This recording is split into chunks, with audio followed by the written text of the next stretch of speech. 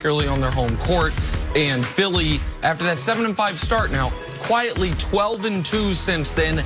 Embiid maybe playing himself into better shape. Embiid said he deserved some of the criticism that was coming from Shaquille O'Neal and the likes. He has to play like an MVP for them to live up to their expectations, which are making the NBA Finals. It should be a two-team race in the East, the Bucks and the Sixers.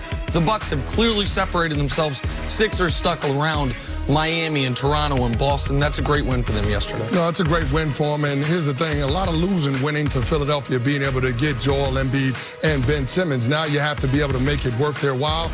And that's going to require Embiid to realize his full potential. And again, the criticism that he got from Charles Barkley and Shaquille O'Neal, that wasn't unwarranted. I mean, he deserved it because he should be in better shape coming into the season. But now it starts to feel like he's getting into that midseason form.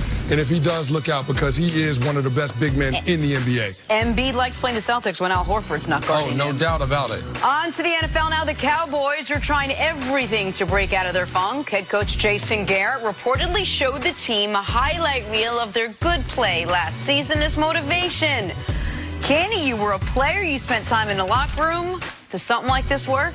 Come on, Coach. If we pull it off of last season, we're grasping at straws at that point. I mean, last year's team ain't got nothing to do with this year's team now. Jenna, you made the point about this team maybe not being as talented as we thought coming into the season. The only thing I would say to that is the last 3 years, I've seen a talented team. And then you look at the metrics, this is a really good ball club. A top 5 offense, a top 10 defense. They just have not performed. And a big reason why it has to be the head coach. Can someone show Jason Garrett highlight films of Jim Harbaugh's fourth down decisions this year? Can we do that? He went for fourth down on his own 20. It went for a 4th and 1, did Harbaugh in last night's game, up 21 late on his own side of the field, because he understands the numbers in his team in a better way than Jason Garrett does. The Dallas Cowboys and the Philadelphia Eagles got one thing in common. Both coaches just grasping for straws motivationally because the teams are so underachieving.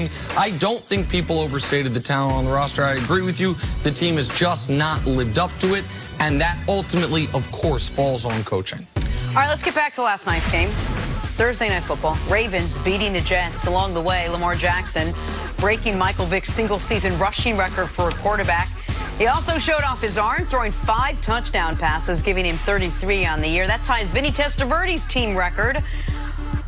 Lamar talked about the passing mark after the game, said he was proud of it, but as he does with everything else, kind of shied it off and said we've got something much bigger to worry about here. Nick, which is the more impressive feat, the rushing record or the passing touchdown record for Lamar? To me, it's definitely the rushing record. And I know some might say, and I don't know what Kenny's going to say, that because there were questions about his ability to throw the football, it should be the passing mark. But a few things here. One is Lamar's passing touchdowns have been really inflated by him being exceptional against awful teams. First game of the year, I think his third 5-touchdown game of the year. And that's not taking anything away from him. It's simply saying that the bad teams have had no ability to stop them in either direction. But the rushing mark has come against everybody. He has been effective running the football. You play the Niners, no problem. I'll run on them. Play Seattle, I'll run on them. New England, I'll run on them. And so his ability to week in, week out, avoid the big hit. I understand on the oddly enough, ironically, if you will, the play he set the record on. He took a shot now, but he typically does just what you're seeing right there. Get as many yards as he can and then beat you to the sideline. That's where his speed's so great. Get as many yards as you can, beat you to the sideline, avoid the big hit, and beat a record, Kenny, that I would have thought was close to unbreakable. Because Mike Vick, at that point, when he set that record, was the player people alleged Lamar was going to be. A running back playing quarterback who occasionally throws the football. To have that record in a season where he also is likely to lead the entire NFL in touchdown passes, those two things in unison, to me, are spectacular. But that rushing record will stand for years and years and years unless he breaks it himself moving forward. So to me, that's the more impressive feat. No, it has to be the rushing record. I mean, when you look at throwing 30 touchdown passes in a season, if you're a quality quarterback, if you're a top 10 quarterback, and you're healthy for the entire year, you're probably going to throw right around 30 touchdown passes. So I don't think that's as impressive, especially in today's game. When Vinny T did it in '96, it was a different game. In terms of the rules now, the way that the receivers can be impacted by defenders, I mean, you're limited in terms of your options to neutralize the passing game. But as far as quarterbacks go running the football, once that quarterback gets outside of the pocket, you can treat him like a running back by and large. And the fact that Lamar Jackson has over 1,100 yards rushing, that's just unbelievable. Insane. It should be impossible. It should be. He could have, if he were to play, I don't know if he's going to play the full season, but if he has to play, the fact that it's on the board that we could have a quarterback with a 1,300-yard rushing season, which is most years good enough to be top 5 rushing for the entire NFL. It seems it's Madden-esque. I know we've talked about his Madden speed rating, and Mike Vick was very funny. Mike Vick said, "I don't mind him beating my rushing record. I don't like that he beat my speed rating in Madden." They're Madden numbers in real life is what we're seeing. But given what we thought about Lamar Jackson coming into this season, how impressive is the throwing mark, is the passing mark, is the touchdown mark, the fact that he will throw the ball sometimes before running it? Well, to me, that's the most impressive part, and the fact that he can actually win from the well. He can throw the ball down the field with accuracy from the pocket. You saw him do it last night on the Marquise Brown touchdown throw and the Seth Roberts touchdown throw, which was 2nd and 20. Jenna, the fact that he's capable of doing that now, defenses don't have any good answers in terms of how to defend Lamar Jackson. If you line up and you play zone coverage, well, guess what? He's got the football IQ now to know where the holes are and the ability to throw the ball with accuracy in those tight windows.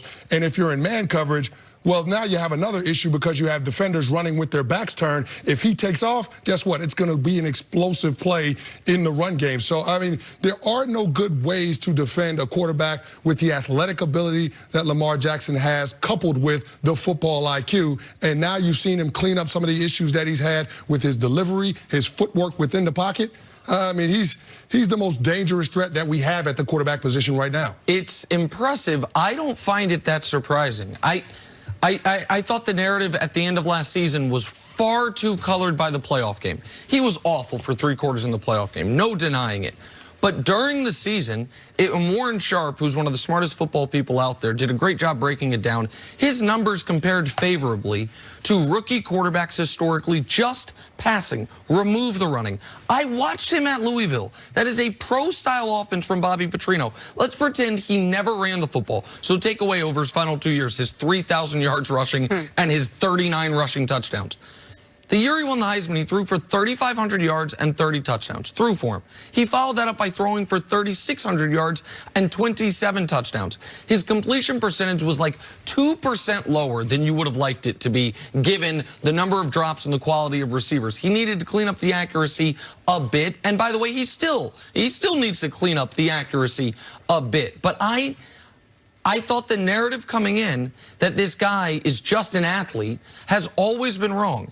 And his mom, who got so much criticism for being his agent, read the stories about when he was in high school. They tried to send him back to return a punt. His mom said, "No, you are not." They tried to have him play safety on a Hail Mary. "No, you are not." His mom's been right about this all along. My son's a quarterback, and he can throw the damn football, and he's showing it every week, which to me makes the rushing record all the more impressive because Vic, as much as I really respect what Vic accomplished, when he set that rushing record, he couldn't throw the football. Not like this. He had a great deep ball, but he was not the passer he was in Philly. He was running out of necessity. Lamar's running as one of the arrows in his quiver, which makes it so impressive. All right, let's move on. Talk about the Patriots now. They've dropped 3 of their last 5 games, something we're not used to saying about this New England team. Well, this Sunday, they're on to Cincinnati, and Tom Brady isn't taking the Bengals lightly. He knows how important this game is.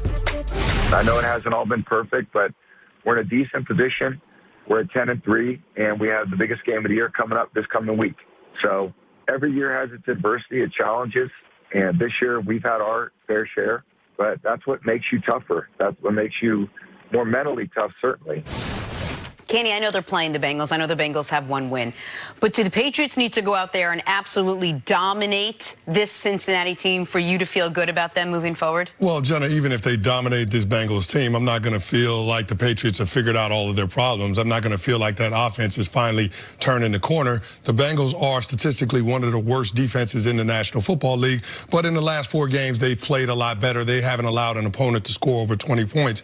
But in looking at the issues that the Patriots have had on the offensive side of the ball, even if N'Keal Harry has a big day or Jacoby Myers has a big day, Philip Dorsett produces in the passing game, I'm still not going to feel like the Patriots have answered all of the questions that we have, because I want to see them do it against quality competition. Because for the Patriots, it's not about being able to get into the playoffs. It's about competing for championships, especially in the twilight of Tom Brady's career. So I think that the one thing that can come out of this game as a positive for that Patriots team and for Tom Brady and that offense specifically is those young guys being able to build some confidence. If they can go out there and be productive, maybe that confidence can carry over into the games that they got coming up against, division opponents in the Buffalo Bills and They play the Jets. The Dolphins. The Jets and the Dolphins. Yeah, exactly. The division opponents. So if they can do that and create some momentum moving toward the playoffs, then I think that would be a good sign. But I don't think they can answer any questions definitively with this game on Sunday. If they were playing the Bills, I think they could.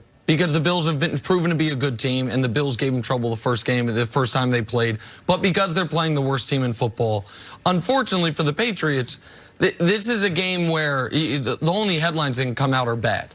If they beat the Bengals 30-0, is anyone going to say, okay, New England's back? No. No. We have seen them annihilate bad teams. They beat Miami by 43.